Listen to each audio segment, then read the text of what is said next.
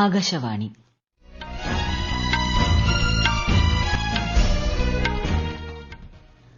നമസ്കാരം. വാർത്തകൾ വായിക്കുന്നത് Seena Antony.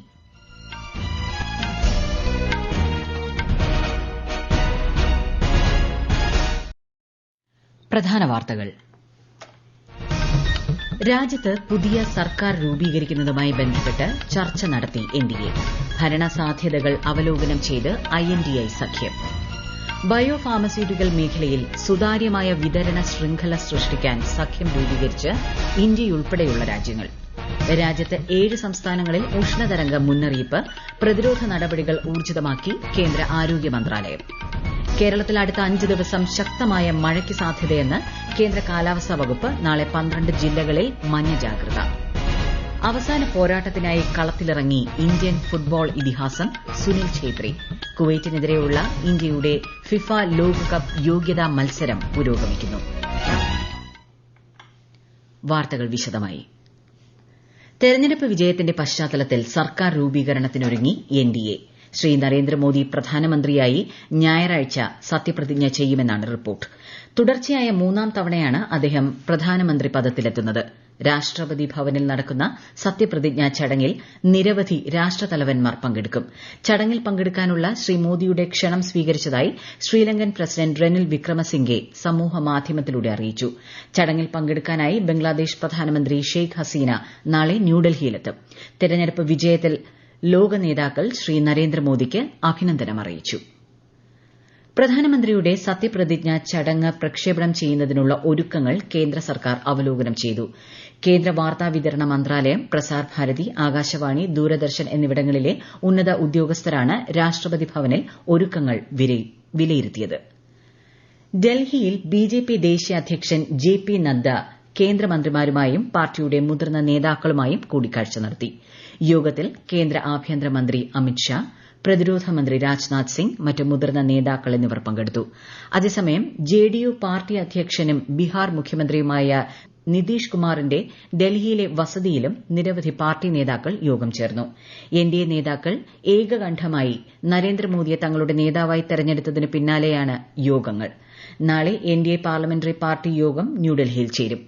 BJP, TDP, JDU, LJP-R, Shiv Sena, Shinde വിഭാഗം, JDS തുടങ്ങിയ ഘടകകക്ഷികളുടെ പുതിയ MPമാർ യോഗത്തിൽ പങ്കെടുക്കും. INDI സഖ്യ നേതാക്കൾ ഇന്ന് ന്യൂഡൽഹിയിൽ യോഗം ചേർന്നു. ലോക്സഭാ തെരഞ്ഞെടുപ്പിന് ശേഷമുള്ള മുന്നണിയുടെ ആദ്യ യോഗം കോൺഗ്രസ് അധ്യക്ഷൻ മല്ലികാർജ്ജുൻ ഖാർഗെയുടെ വസതിയിൽ നടന്നതിന് പിന്നാലെയായിരുന്നു ഇത്. തൃണമൂൽ കോൺഗ്രസ് നേതാക്കളായ അഭിഷേക് ബാനർജിയും ഡെറക് ഒബ്രയനും സമാജ്വാദി പാർട്ടി അധ്യക്ഷൻ അഖിലേഷ് യാദവിനെ ഡൽഹിയിലെ വസതിയിലെത്തി സന്ദർശിച്ചു. ആം ആദ്മി പാർട്ടി നേതാവും രാജ്യസഭാ MPയുമായ രാഘവ് ഛദ്ദ ശിവസേന നേതാവ് സഞ്ജയ് റാവത്തുമായും കൂടിക്കാഴ്ച നടത്തി. ഒഡീഷയിൽ നിയമസഭാ തെരഞ്ഞെടുപ്പിലെ വിജയത്തിന് പിന്നാലെ മന്ത്രിസഭാ രൂപീകരണത്തിനുള്ള ചർച്ചകൾ സജീവമാക്കി BJP.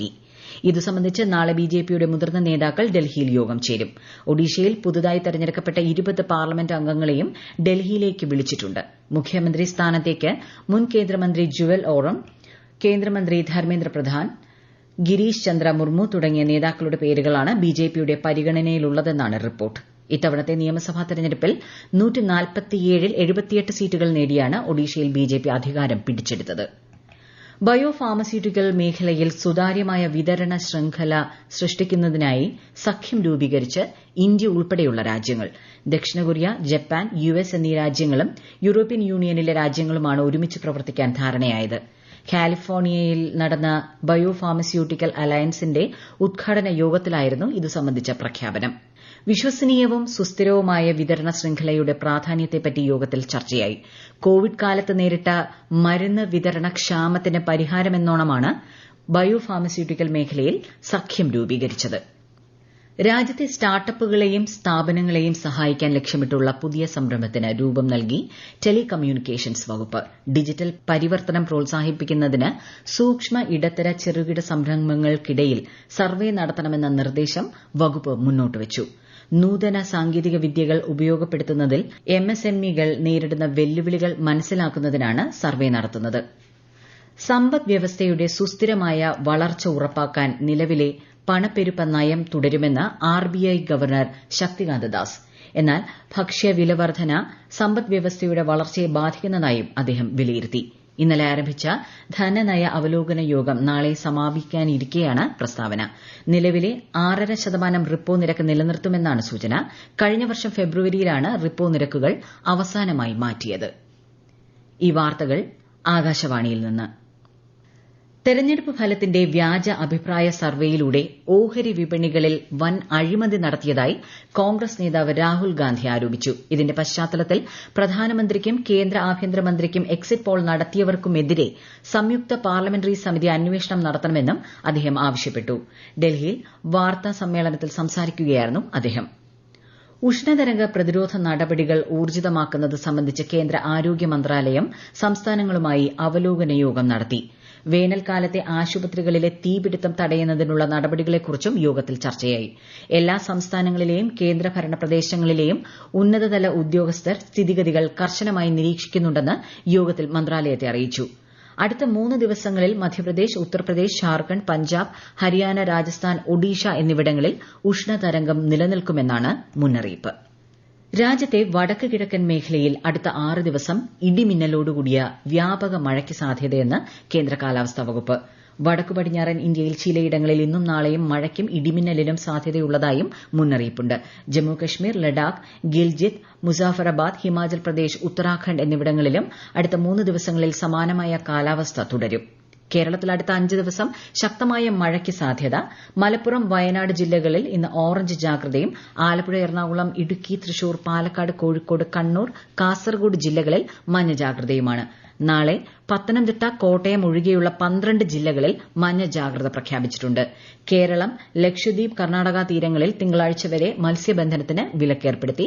തെക്കൻ തമിഴ്നാട് തീരം, തെക്ക് പടിഞ്ഞാറൻ ബംഗാൾ ഉൾക്കടൽ തുടങ്ങിയ ഇടങ്ങളിൽ ഇന്ന് രാത്രി വരെ ഉയർന്ന തിരമാലയ്ക്കും കടലാക്രമണത്തിനും സാധ്യതയുള്ളതിനാൽ തീരദേശവാസികൾ ജാഗ്രത പാലിക്കണം. കൊൽക്കത്തയിലെ സോൾട്ട് ലേക്ക് സ്റ്റേഡിയത്തിൽ നടക്കുന്ന ഫിഫ ലോകകപ്പ് യോഗ്യതാ മത്സരത്തിൽ ഇന്ത്യ കുവൈറ്റ് പോരാട്ടം പുരോഗമിക്കുന്നു. ഇന്ത്യൻ ഫുട്ബോൾ ഇതിഹാസം സുനിൽ ഛേത്രിയുടെ വിരമിക്കൽ മത്സരം കൂടിയാണിത്. 19 വർഷത്തെ തന്റെ അന്താരാഷ്ട്ര കരിയറിനാണ് സുനിൽ ഛേത്രി ഇന്ന് വിരാമമിടുന്നത്. ആകാശവാണി പ്രതിനിധി സുരേഷ് ബാബു തയ്യാറാക്കിയ റിപ്പോർട്ട്. സുനിൽ ഛേത്രി എന്ന ഇന്ത്യൻ ഫുട്ബോളിലെ എക്കാലത്തെയും ഇതിഹാസ താരം 2 പതിറ്റാണ്ടുകാലം അഭിമാനമായി നെഞ്ചേറ്റിയ നീലക്കുപ്പായം അഴിക്കുകയാണ്. കുവൈറ്റുമായുള്ള ഇന്ത്യയുടെ പോരാട്ടം ഛേത്രിയുടെ കരിയറിലെ രാജ്യത്തിനു വേണ്ടിയുള്ള അവസാനത്തേതാകുമ്പോൾ വിജയത്തിൽ കുറഞ്ഞൊന്നുകൊണ്ടും ആരാധക വൃന്ദത്തിന് മതിവരില്ല. ആ വിജയം ടീം ഇന്ത്യയെ സംബന്ധിച്ചിടത്തോളം ഫിഫ ലോകകപ്പിനുള്ള പ്രവേശന കടമ്പയിൽ വളരെ നിർണായകവുമാവും. കുവൈറ്റിനെ അവരുടെ തട്ടകത്തിൽ തോൽപ്പിച്ചതിന്റെ ആത്മവിശ്വാസം ഇന്ത്യയ്ക്കുണ്ട്. ഞാനോ എന്റെ അവസാന മത്സരമോ അല്ല പ്രശ്നം, രാജ്യത്തിന്റെ വിജയം മാത്രമാണെന്ന ഛേത്രിയുടെ വാക്കുകൾ പകരുന്ന പോരാട്ട വീര്യം തന്നെയാണ് ഇന്ത്യയ്ക്ക് ഏറ്റവും വലിയ ആയുധവും. ഗാലറികളെ ബൂട്ടുകളുടെ വേഗവും മാന്ത്രികതയും കൊണ്ട് ത്രസിപ്പിച്ച പ്രിയ നായകൻ മടങ്ങുമ്പോൾ ഇന്ത്യൻ ഫുട്ബോളിനെ ലോകത്തിനു മുന്നിൽ അടയാളപ്പെടുത്തിയ എക്കാലത്തെയും മികച്ച ഗോൾവേട്ടക്കാരന്റെ ചരിതം ലോകം ഏറ്റുപാടുക തന്നെ ചെയ്യും. ജർമ്മനിയിലെ മ്യൂണിക്കിൽ നടക്കുന്ന ഷൂട്ടിംഗ് ലോകകപ്പിൽ പുരുഷന്മാരുടെ 10 മീറ്റർ എയർ പിസ്റ്റൾ ഇനത്തിൽ ഇന്ത്യൻ ഷൂട്ടർ സരബ്ജോത് സിംഗ് സ്വർണം നേടി. ഈ ഇനത്തിൽ ഇന്ത്യയ്ക്ക് ലഭിക്കുന്ന ആദ്യ മെഡലാണിത്. സരബ്ജോതിന്റെ രണ്ടാമത്തെ വ്യക്തിഗത ഷൂട്ടിംഗ് ലോകകപ്പ് സ്വർണം കൂടിയാണിത്. 2020 ലോകകപ്പ് ക്രിക്കറ്റിൽ ഇന്ന് പാകിസ്ഥാനും അമേരിക്കയും ഏറ്റുമുട്ടും. രാത്രി 9 മണിക്കാണ് മത്സരം. ഇന്നലെ ന്യൂയോർക്കിൽ നടന്ന ഗ്രൂപ്പ് സ്റ്റേജ് പോരാട്ടത്തിൽ ഇന്ത്യ 8 വിക്കറ്റിന് അയർലൻഡിനെ പരാജയപ്പെടുത്തി. ഈ മാസം 9 നടക്കുന്ന മത്സരത്തിൽ ഇന്ത്യ പാകിസ്ഥാനെ നേരിടും. 12 അമേരിക്കയുമായും 15 കാനഡയ്ക്കെതിരെയുമാണ് ഇന്ത്യയുടെ ഗ്രൂപ്പ് സ്റ്റേജ് മത്സരങ്ങൾ. ജക്കാർത്തയിൽ നടന്ന ഇന്തോനേഷ്യ ഓപ്പൺ ബാഡ്മിന്റൺ ടൂർണമെന്റിന്റെ പുരുഷ സിംഗിൾസിൽ ഇന്ത്യയുടെ ലക്ഷ്യ സെൻ ക്വാർട്ടർ ഫൈനലിൽ കടന്നു. ജപ്പാന്റെ കെന്റ നിഷിമോട്ടോയെ നേരിട്ടുള്ള സെറ്റുകൾക്ക് പരാജയപ്പെടുത്തിയാണ് ലക്ഷ്യയുടെ ക്വാർട്ടർ പ്രവേശനം. പ്രധാന വാർത്തകൾ വീണ്ടും. രാജ്യത്ത് പുതിയ സർക്കാർ രൂപീകരിക്കുന്നതുമായി ബന്ധപ്പെട്ട് ചർച്ച നടത്തി എൻഡിഎ. ഭരണസാധ്യതകൾ അവലോകനം ചെയ്ത് INDI സഖ്യം. ബയോ ഫാർമസ്യൂട്ടിക്കൽ മേഖലയിൽ സുതാര്യമായ വിതരണ ശൃംഖല സൃഷ്ടിക്കാൻ സഖ്യം രൂപീകരിച്ച് ഇന്ത്യയുൾപ്പെടെയുള്ള രാജ്യങ്ങൾ. രാജ്യത്ത് 7 സംസ്ഥാനങ്ങളിൽ ഉഷ്ണതരംഗ മുന്നറിയിപ്പ്, പ്രതിരോധ നടപടികൾ ഊർജിതമാക്കി കേന്ദ്ര ആരോഗ്യ മന്ത്രാലയം. കേരളത്തിൽ അടുത്ത 5 ദിവസം ശക്തമായ മഴയ്ക്ക് സാധ്യതയെന്ന് കേന്ദ്ര കാലാവസ്ഥാ വകുപ്പ്.